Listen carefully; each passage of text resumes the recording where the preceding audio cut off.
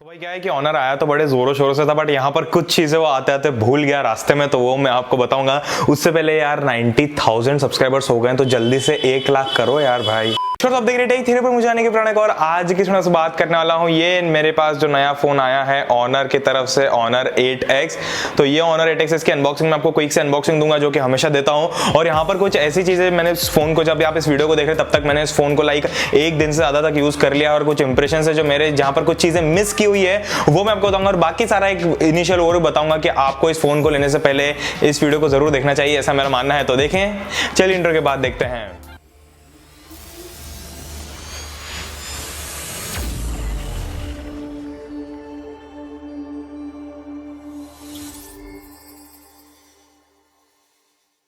Video start करने से पहले अगर आपने चैनल को सब्सक्राइब नहीं करा भाई, तो नीचे लाल कलर का बटन है, उसको क्लिक करके चैनल को सब्सक्राइब कर लीजिए। पास में जो घंटी का बटन है उसको भी दबा दीजिए, ताकि आपको नोटिफिकेशन मिल जाए जैसे ही मैं कोई नया वीडियो डालता हूं। अब यहाँ पर अगर आपको कुछ भी डाउट होता है, कुछ भी आप मुझसे पूछना चाहते हैं पर्सनली, तो आप मुझे इंस्टाग्राम पर जाकर डीएम कर सकते हैं @techtheoryin।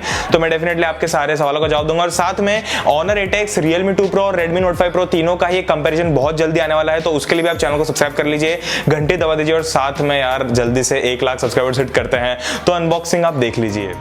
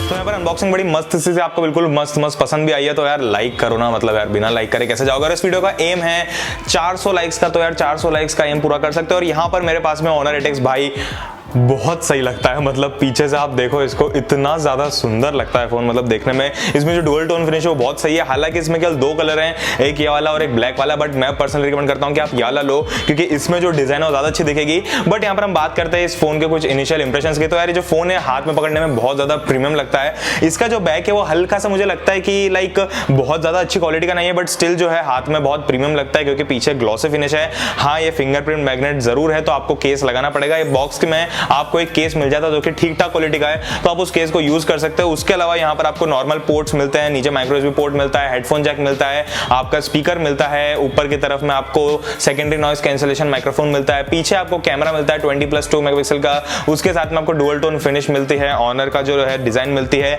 साथ में फिंगरप्रिंट स्कैनर मिलता है, और एक सिंगल टोन एलईडी फ्लैश मिलता है। ये डबल टोन हो सकता था, मतलब ये पता नहीं ऐसी छोटी छोटी हरकतें क्यों की है। फिर उसका जो डिस्प्ले है भाई वो बहुत वाइब्रेंट है, मतलब one of the finest display जो मैंने देखा है। उसके अलावा मैं आपको बात करता हूं कुछ ऐसी चीजों के बारे में जो मैंने नोटिस की। तो सबसे पहली बात कि यहां पर जो फेस अनलॉक, जो फिंगरप्रिंट है वो दोनों ही बहुत फास्ट है, मतलब फेस अनलॉक तो स्पेशली बहुत तेज काम करता है, तो वो बहुत सही चीज है। उसके अलावा यहां पर जो कैमरा है इसका वो भी बहुत सही है, जो रियर और फ्रंट कैमरा दोनों ही जो है वो आउटडोर लाइटिंग में बहुत सही परफॉर्म करते हैं। इंडोर लाइटिंग में कहीं कहीं थोड़ा थोड़ा आपको नॉइज देखने को मिलता है, बट स्टिल आउटडोर लाइटिंग में भी again one of the best cameras है जो मैंने देखा है, कि आउटडोर लाइटिंग में आपको बहुत सही फोटोज मिलते हैं। और उसके साथ में इसका जो कैमरा का इंटरफेस है स्पेशली वो बहुत सही है, मतलब आपको इतने सारे ऑप्शंस मिलते हैं वहां पर, और इतने अच्छे से डिजाइन किया हुआ है। इसको एपर्चर मोड मिलता है आपको, उसके अलावा बहुत सारे मोड्स मिलते हैं। इनफैक्ट एक एआई का स्पेशल बटन भी मिलता है, उसको प्रेस करके जो फोटोज है वो और ज्यादा पंची और वाइब्रेंट आ जाते हैं, नेचुरल नहीं रह जाते हैं, बट स्टिल देखने में बड़े मजा आता है उसको। यहाँ पर एक चीज जो छोड़ दिया वो है स्पीकर,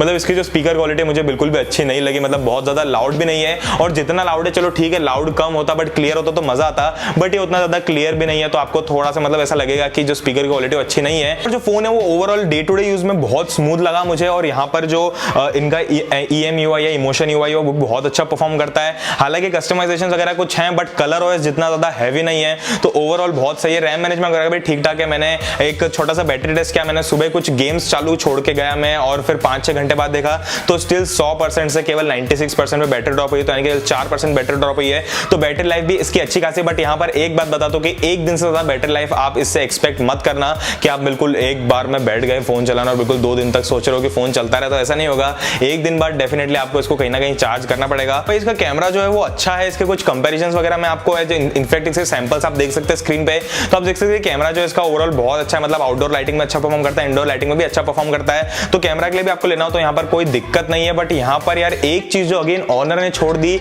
वो है EIS, यानी कि मतलब आपका जो स्टेबलाइजेशन है वो नहीं मिलता है। तो जो आप वीडियो लेते हैं चलते चलते तो बहुत ज्यादा शेक आता है और बहुत ज्यादा बेकार लगता है देखने में। हालांकि अपडेट के साथ आ सकता है बट स्टिल यार यहाँ पर आपको EIS नहीं मिलता है। और साथ में एक और चीज यहाँ पर छोड़ दी वो है फास्ट चार्जिंग। भाई यार मुझे समझ में नहीं आता क्यों कंपनी ऐसा कर रही है, ये शायद भूल गए या जानबूझ के छोड़ा, मतलब इसमें आपको फास्ट चार्जिंग मिलती नहीं है। तो बिल्कुल ऐसा लगता है कि यार कब तक इस फोन को चार्ज करते हो। उसके अलावा कॉल क्वालिटी और वाईफाई और जो आपका इंटरनेट वगैरह है, जो कनेक्शन वगैरह वो सब भी बिल्कुल मुझे सही लगे, यहाँ पर कुछ भी शिकायत नहीं है। तो कॉल क्वालिटी वगैरह भी अच्छी है, बट हाँ जो लाउड स्पीकर है वो थोड़ा सा अच्छी क्वालिटी का मुझे नहीं लगा। इसमें मैंने कुछ गेम्स भी खेल के देखे, एसफाल्ट 9 मैंने खेल के देखा तो मुझे बहुत स्मूथ मिला।